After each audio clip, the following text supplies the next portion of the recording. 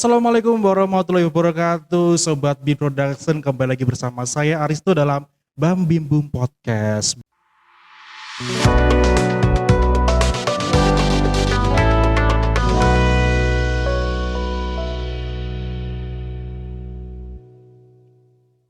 Baik teman-teman, hari ini kita kedatangan tamu yang luar biasa, tentunya sosok yang memiliki pengaruh di dunia kesehatan, khususnya di Blitar Raya, yaitu Bapak Zainal Fanani. Beliau ini ketua dari PPNI. Kalau pengen tahu langsung, kita kenal langsung aja ya. Baik Bapak, silakan, monggo Bapak perkenalkan diri dulu. Oke, terima kasih. Kita jawab dulu. Assalamualaikum warahmatullahi wabarakatuh. Waalaikumsalam warahmatullahi wabarakatuh. Perkenalkan, saya Zainal Fanani.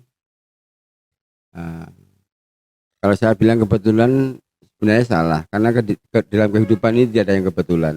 Oh gitu ya. Ya. Jadi saya adalah ketua DPD PPNI Kabupaten Blitar periode yang kedua. Oh, sudah dua periode Pak ya? Wow, luar biasa. Satu adalah kedua,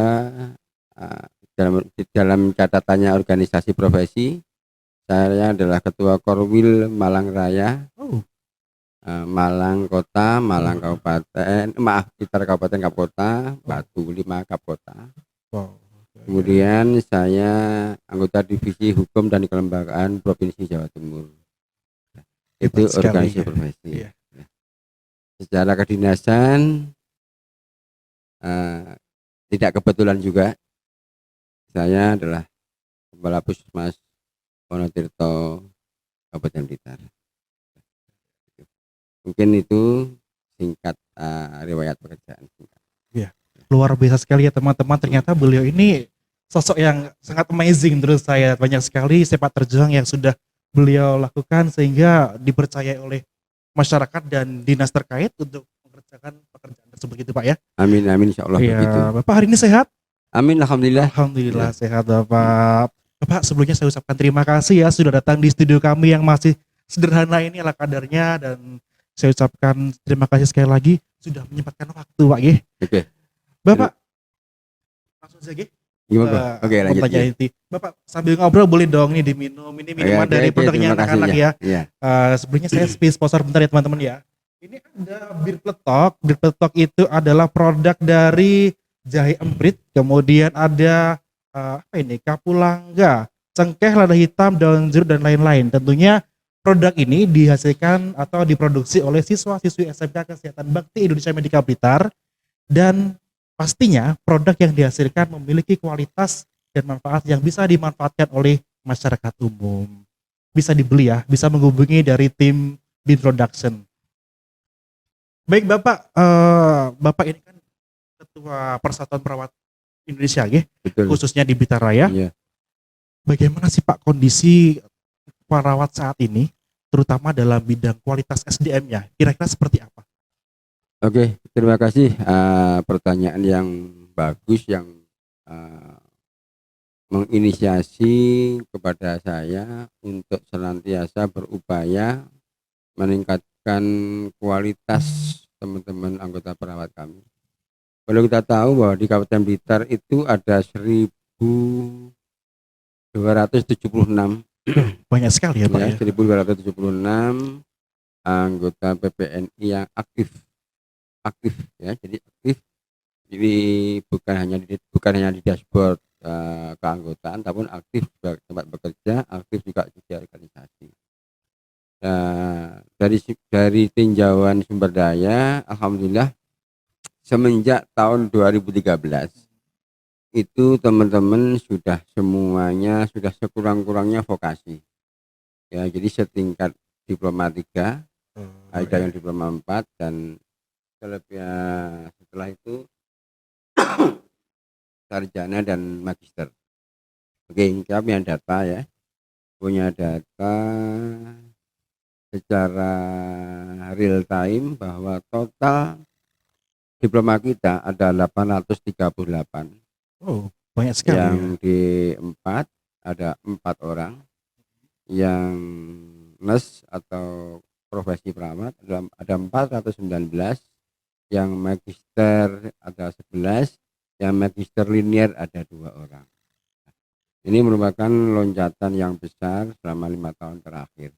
Karena sekali lagi dulu jadi sebelum tahun 2013 bahwa perawat bukan hanya di Blitar, di kebanyakan kota-kota seluruh Indonesia itu level tingkat perawat itu masih ada yang selevel SMU atau SPK. Pada saat itu yang mendominasi, kemudian ada level D3 dan yang sebelum 2013 masih jarang yang S1 atau magister. Alhamdulillah berkat regulasi serta kegigihan organisasi untuk mengajak dan mengedukasi teman-teman, alhamdulillah loncatan seperti besar. Dan sampai hari ini teman-teman yang sudah bekerja secara aktif itu yang menempuh alih jenjang di wilayah kita ada 46 orang, di luar kota Blitar ada sekitar 20-an ya, jadi hingga tahun depan kita ada tambahan sekitar 90-an orang. Itu sekilas info sumber daya manusia kita. Tentunya semua itu dalam rangka untuk mencapai peningkatan kualitas pelayanan yang sebagai tuntutan masa kini sekarang. Kedua, ada regulasi baru bahwa nanti pada tahun 2026 perawat yang masih ingin mempertahankan praktik mandirinya, maka sekurang-kurangnya jenjangnya harus profesi. Namanya profesi adalah sarjana. Ya, dua itu. Ya. Itu Mas, terima kasih. Ya. Berarti ke depannya jika seorang perawat ingin mendirikan klinik sendiri atau mendirikan praktik sendiri, minimal sarjana. Ya, betul. Sejak mulai 2026. Baik Bapak, sebelumnya saya ingin bertanya Pak, ini kita ngobrol santai aja. Ya. Siswa-siswi kami yang perawat khususnya, seandainya nanti mereka lanjut kuliah, kemudian mengambil S1 keperawatan, kira-kira setelah lulus S1 keperawatan itu langsung nurse atau lebih baik langsung lanjut S2? Kira-kira bagaimana Pak? Oke, terima kasih, pertanyaan yang bagus dan pertanyaan yang patut dijawab dan patut direnungkan untuk sivitas akademika. Iya Pak. Ya, jadi sekali lagi bahwa terima kasih ya, artinya teman-teman penggiat pendidikan selevel SMU ya sudah menyiapkan diri ya, adik junior kita, calon junior kita untuk bekal ke depannya. Tapi kita tahu juga kalau mereka itu tidak kuliah, maaf tanda petik, kasihan ya, kasihannya ilmunya dimanfaatkan tidak akan pernah terpakai karena jenjang. Karena sekali lagi kalau terpakai tahu ujung-ujungnya hanya akan diadminkan saja. Kasihan ya. Ya, karena itu memang harus kuliah. Harus kuliah, dan kuliahnya ya tentu karena dari SMK kesehatan, baik itu jurusan keperawatan, jurusan farmasi maupun jurusan lain, tentu tetap punya nilai lebih dibanding yang lain. Nilai lebih itu terutama pada semester 1 KDPK atau kebutuhan dasar manusia itu rata-rata lebih cepat menyesuaikan pembelajaran kurikulum di kesehatan. Jadi memang harus sekurang-kurangnya memang harus NES ya, sekarangnya harus NES. Dan kabar gembira sekali lagi maaf ya ini melebar dikit. Ya, ada apa Pak? Ya, kebetulan karena saya juga bagian dari Setikes Batira Syuhada Blitar, dan saya kebetulan enggak kebetulan ya saya bilang, karena tidak ada yang kebetulan kehidupan ini. Saya membantu ketua 2 yang membidangi non akademik dan kemahasiswaan, sehingga kalau teman-teman nanti menggiring adik-adik mau mengisi ke sana, kita bisa bantu. Dan alhamdulillah dari tahun ke tahun peluang bidik misi semakin besar. Tahun ini kita dapat bidik misi 15, dan insya Allah tahun depan akan gimana. Berarti bidik misi itu full biaya kuliahnya Pak ya, biaya kuliahnya Rp0 begitu ya. Iya. Wah, luar biasa sekali Bapak. Jadi harapannya untuk lulusan dari SMK Kesehatan BIM ini kalau bisa kuliah. Iya. Kuliah karena ya secara ilmu gitu, pastinya itu lebih dapat kalau kuliah Pak ya. Betul. Ya. Lalu dilanjutkan dengan nurse. Setelah nurse kalau bisa S2 begitu. Ya, amin bisa begitu. Ya. Baik. Bapak terima kasih, ini informasi yang sangat luar biasa buat kami tentunya dari teman-teman pendidik ini nantinya bisa mengarahkan anak-anak harus bagaimana pasca lulus ini. Ya mungkin bagi anak-anak yang tidak memiliki biaya atau orang tua yang kurang mampu, mungkin bisa kita arahkan ke bidik misi atau bentuk beasiswa yang lain. Iya, Gitu ya Pak betul, ya. betul. Tentunya sekolah-sekolah kesehatan atau universitas kesehatan pasti mereka memberikan fasilitas biaya keringanan biaya yang Iya, banyak gitu betul, Pak ya. betul. Baik Pak, ini kita menyinggung sedikit yang kemarin sempat viral ya Pak ya. Iya. Masalah apa demo di alun-alun Blitar. Saya lupa tanggal berapa Pak pastinya. Itu ada demo tentang Omnibus Law kesehatan. Itu bagaimana Pak? Saya kurang paham itu Pak. Oh, gitu. Terima kasih. Dalam kesempatan ini saya ingin membangun opini yang lebih baik tentang demo simpatik OP Nakes Blitar Raya. Diikuti oleh 7 OP, ada ID, ada PDGI, ada PPNI, ada IB, ada PAVI, ada IAI, ada Patelki. Ya, itu sepakat bahwa menolak rumusan perencana undang-undang kesehatan. Kenapa?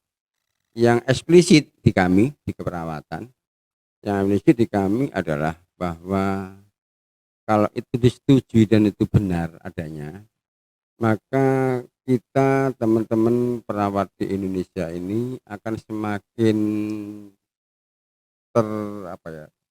akan semakin tersisih. Kenapa demikian? Karena orientasinya RUU itu dalam sudut pandang tenaga kerja adalah untuk memudahkan investasi pelayanan. Maknanya bahwa akan mengundang seluas-luasnya tenaga profesional dari luar negeri, dan itu kita tidak berusaha nutup mata. Memang pada saatnya akan begitu, tapi sekali lagi ayo by step ya, jangan langsung dibuka lebar keran lebar-lebarnya. Yang pada kiranya nanti karena semua regulasinya di tangan pemerintah, maka organisasi profesi tidak bisa mengendalikan. Perlu Pak Emat tahu, Mas tahu bahwa sekarang ini organisasi profesi bisa mengendalikan tatanan pelayanan seperti ini, distribusi penyebaran seperti ini karena perannya OP yang luar biasa bermanfaat, menjadi mitra yang pemerintah yang luar biasa.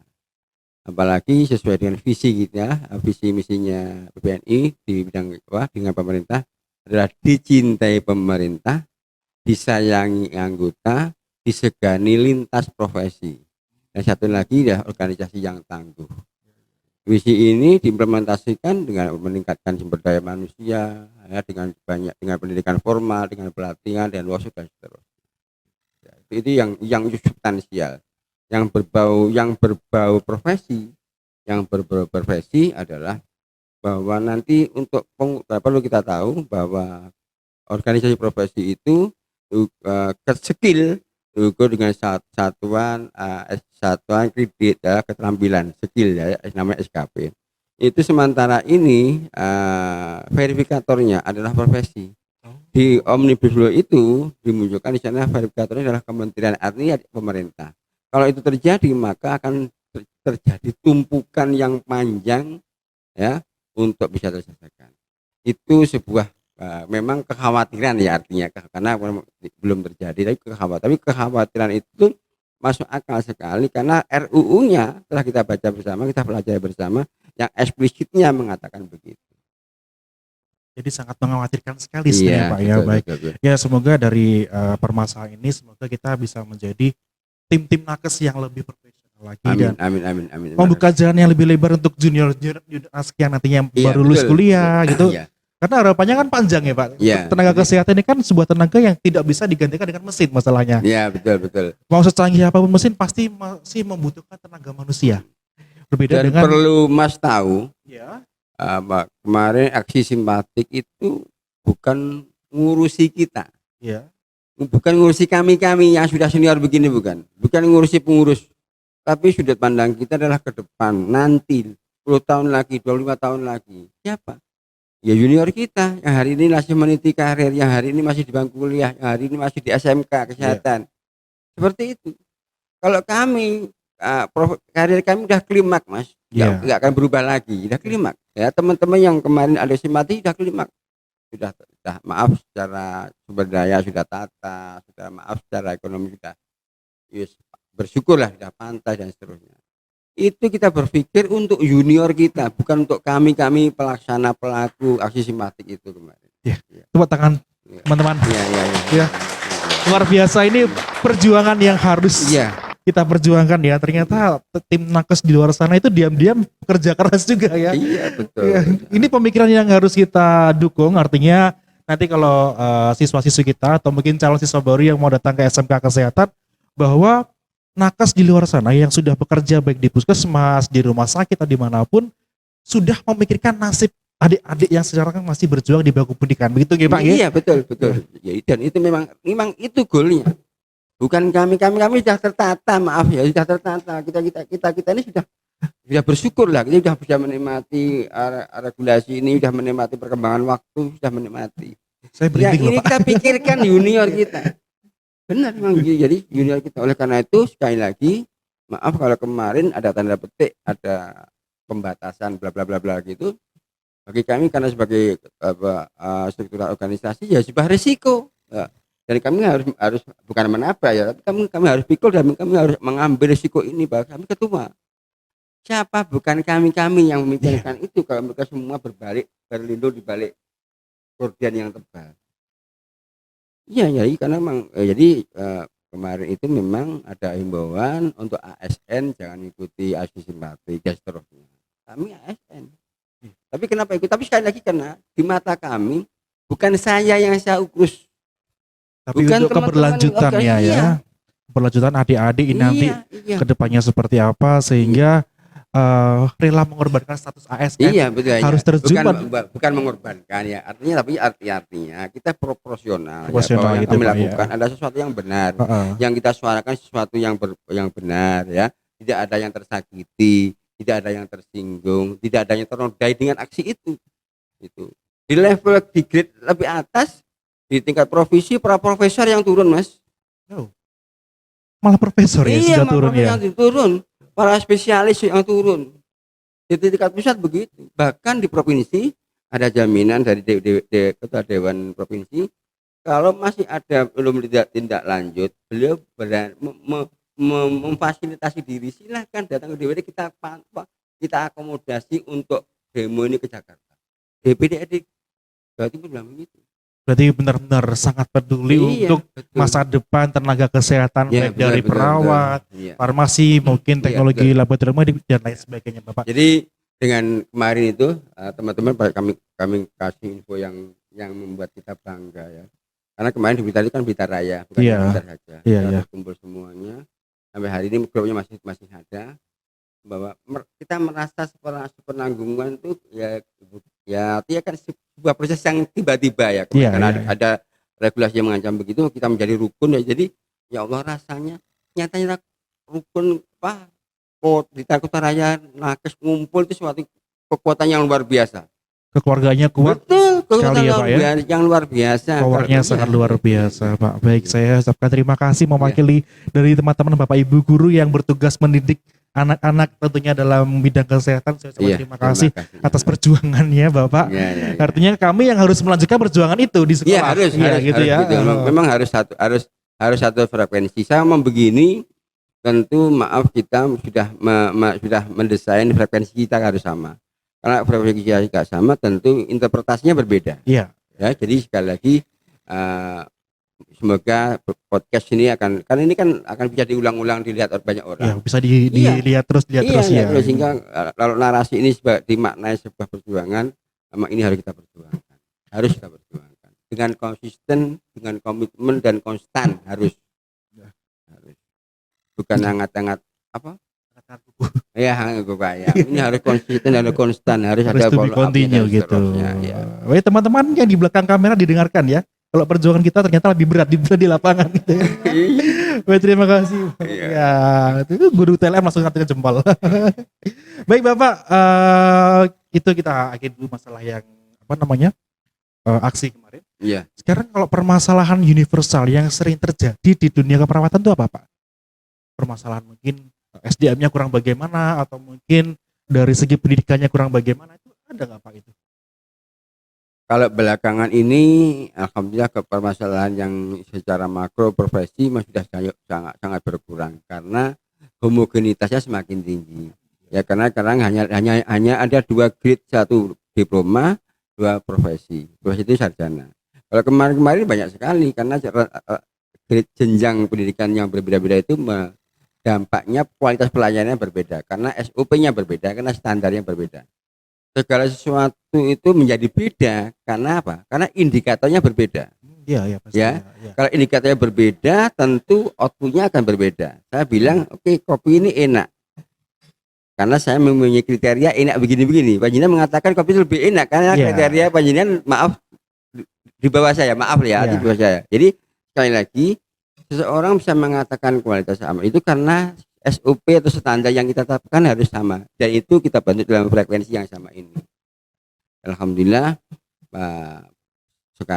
belakangan ini masalah seperti itu sudah jauh lebih baik. Ya, berarti artinya standarisasi tentang kemampuan perawat baik skill SDM maupun alat-alat yang digunakan sudah sangat meningkat itu Pak ya. Oh ya udah. Peningkatannya Itu luar kalau biasa. itu artinya gitu ya. kalau itu sudut pandangnya institusional. Kalau sudut pandangnya output personality profesi, tentu kita bicaranya adalah personal. Artinya begini, seorang perawat D3 dengan kompetensi ABC itu sudah sebuah standar yang harus terpenuhi. Begitu juga perawat nurse dengan kompetensi C, D, E, F itu merupakan kompetensi yang beda. Seseorang menjadi beda apabila dia punya nilai lebih dalam, padahal itu sekali lagi itu sebenarnya ada juga di standarisasi. Dan itu sekali lagi alhamdulillah artinya sekarang bisa tertata jauh lebih baik. Artinya peningkatan ini juga sudah sangat berpengaruh ke kualitas pelayanan Pak ya. Betul. Mungkin pasien yang datang dengan kondisi tertentu bisa langsung teratasi. Oh ya. Semacam itu pasti memiliki pengaruh yang luar biasa dan Pak itu ya. Peran organisasi sangat kuat sekali kepada teman-teman. Di Blitar itu ada 24 puskesmas. Ya. 80%-nya adalah rawat inap. Ya. Artinya di sana 24 jam teman-teman perawat itu berada on-site teaching, on-site bed. Jadi 24 jam berada di samping tempat tidur. Artinya apa?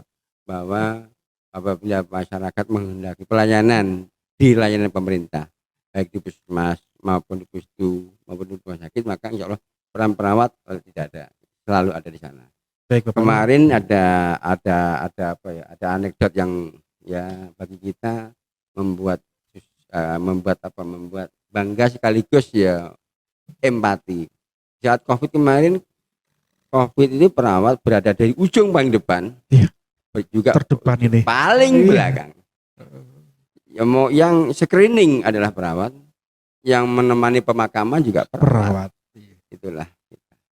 Jadi kemarin COVID itu memang perjuangan yang luar biasa teman-teman, bahwa tim perawat, tidak hanya tim perawat Pak, tim kesehatan lainnya pun juga bekerja ekstra tentunya dengan pandemi ini sangat luar biasa sekali Pak ya. Korbannya juga nggak main-main, sampai ratusan ribu Pak ya kemarin ya. Korbannya yang sampai meninggal itu ratusan juta. Iya, Blitar di atas 600 Blitar ya. Wow. Blitar seluruh 600 berapa? Yang itu yang tercatat loh ya. Iya. Yang tidak 600 berapa? Itu yang terdeteksi, belum lagi yang masyarakat diam-diam isolasi sendiri sampai meninggal nggak ketahuan. Itu banyak pastinya ya. Iya baik Bapak, sambil ngobrol boleh Pak, ini kopinya produknya nanti minum boleh. Oke, terima kasih. Ini kopinya Kopi Rindu Cafe Bapak, terbuat dari biji kopi dan jahe pilihan. Ini teman-teman ya Pak pengen beli boleh dong ya, silakan. Oh di sini ya ternyata. Oke, bisa hubungi dari tim kreatif atau tim BIMS Production, bahwa Rindu Cafe ini kopi yang memiliki kualitas tentunya karena bercampur dengan jahe. Bisa menghangatkan tubuh dan menghangatkan kasih sayang. Asik. Saya minum dulu ya, haus, MC ini ngelak.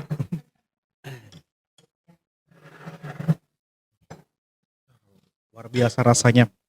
Baik Bapak, kira-kira harapan Bapak sebagai Ketua Persatuan Perawat Nasional Indonesia, harapannya apa? Kualitas perawat yang akan kami didik untuk 5-10 tahun ke depan, harapannya kualitasnya bagaimana?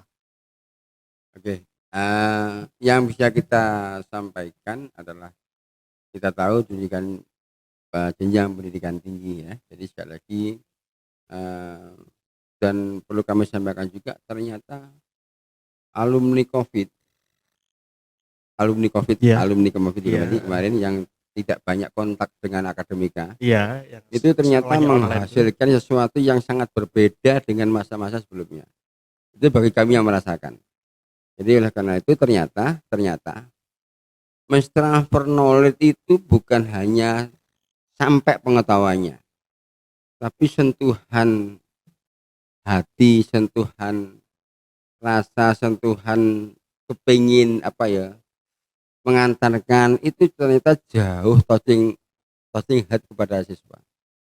Eksplisitnya, Iya, gampang ini ngomong bahwa teman-teman yang alumni COVID itu, maaf kalau kita bilang, oh iya, iya, iya betul sekali. ini kurang. Oleh karena ini tugas yang tidak mudah bagi teman-teman dosen, teman-teman guru. Ayo kita perbaiki kualitas siswa dengan menebus dosa yang kemarin. Karena kita merasakan semester pertama itu kita untuk ayo Allah, ketemu dosennya tetap HP-an. Itu Ya ini itu ya Allah. ini semacam kerusakan mental mungkin Iya, Pak. iya, kita tidak bilang begitu ya. Iya, Tapi kan itu karena memang di saat yang daring kita yang kita transfer kan cuma knowledge-nya saja. iya, Ya, hanya materinya knowledge saja. Iya, Ya, ternyata sekali lagi mentransfer knowledge itu hanya nyampe pada knowledge kok. Padahal kita tahu bahwa pengetahuan itu tahapnya ada 6, ada tingkatan: tahu, paham, analisis, sintetik, kemudian merasakan trial and error. Itu tingkatan pengetahuan. Orang yang mentransfer knowledge-nya saja itu hanya tanyanya tahu kok. Nggak tahu untuk apa, kenapa, dan bagaimana. Itulah karena itu sekali lagi teman-teman guru mohon saya titip junior-junior kita semuanya bahwa mentransfer knowledge itu adalah hanya sebuah sarana. Goalnya adalah perubahan perilaku. Jadi goalnya adalah perubahan perilaku, itu yang paling penting. Karena udah perubahan perilaku itu gampang, kalau udah perilakunya ke arah konversi gampang untuk masukkan sesuatu yang baik. Tapi goalnya pintu masuknya itu sudah kurang baik. Harus kita benahi dulu yang tidak, itu memakan iya. waktu berminggu-minggu ber-SKS untuk mengikuti.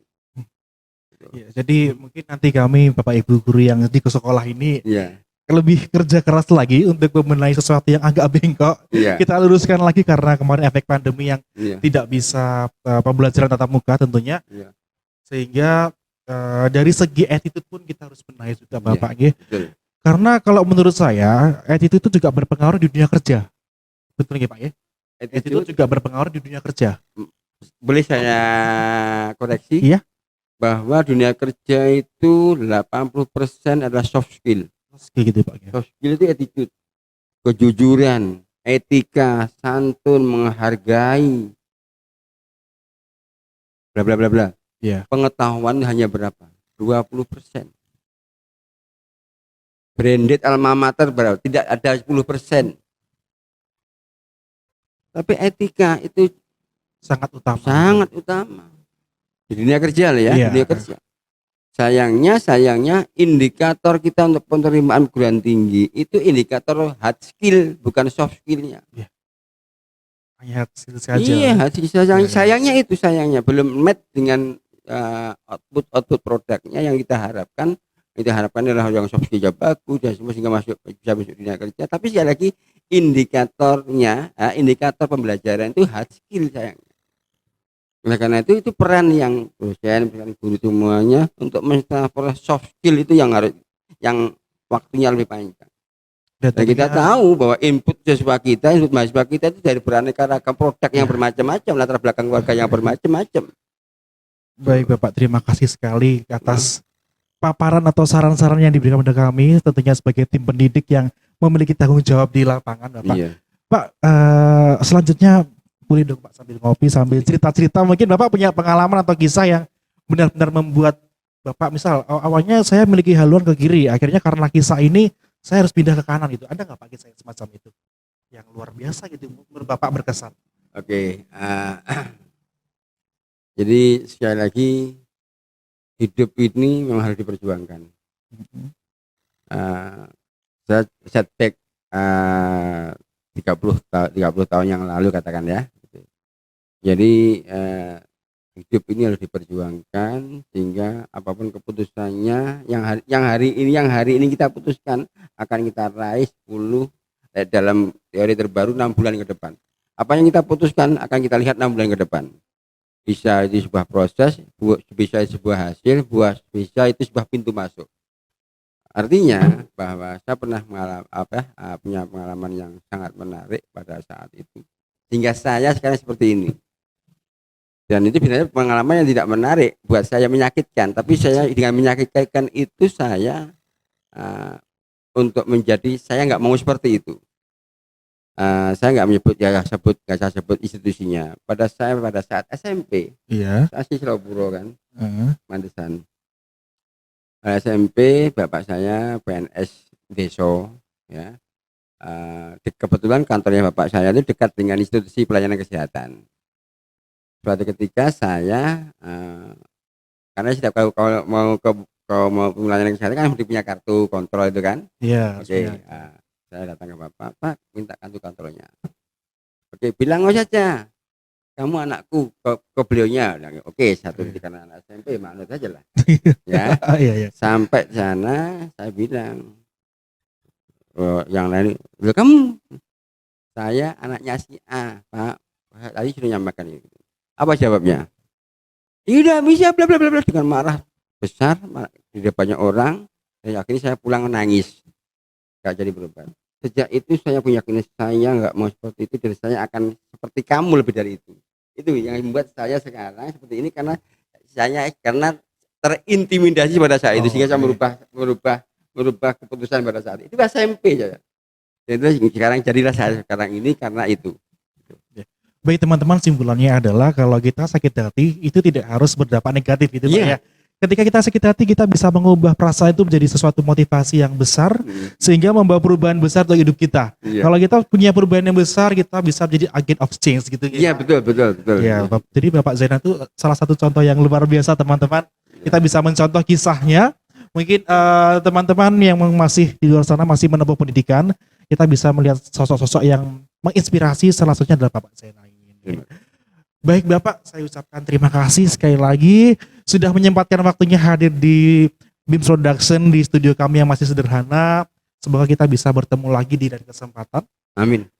Baik, simpulannya hari ini teman-teman untuk menutup podcast pada hari ini bahwa tim kesehatan di luar sana yang sudah berprofesi, yang sudah memiliki kedudukan baik di pangkat manapun, ternyata mereka tidak diam, mereka juga melakukan banyak aksi demi keberlanjutan tenaga kesehatan yang sekarang masih sekolah atau mungkin masih kuliah atau bahkan adik-adik yang masih bercita-cita, oh saya pengen jadi dokter, oh saya pengen jadi perawat.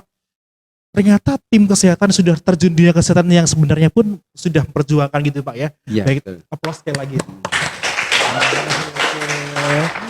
Baik, terima kasih Bapak. Selamat sore. Wassalamualaikum warahmatullahi wabarakatuh. Waalaikumsalam warahmatullahi wabarakatuh.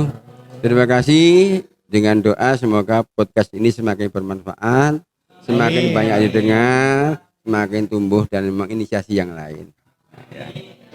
Bapak sambil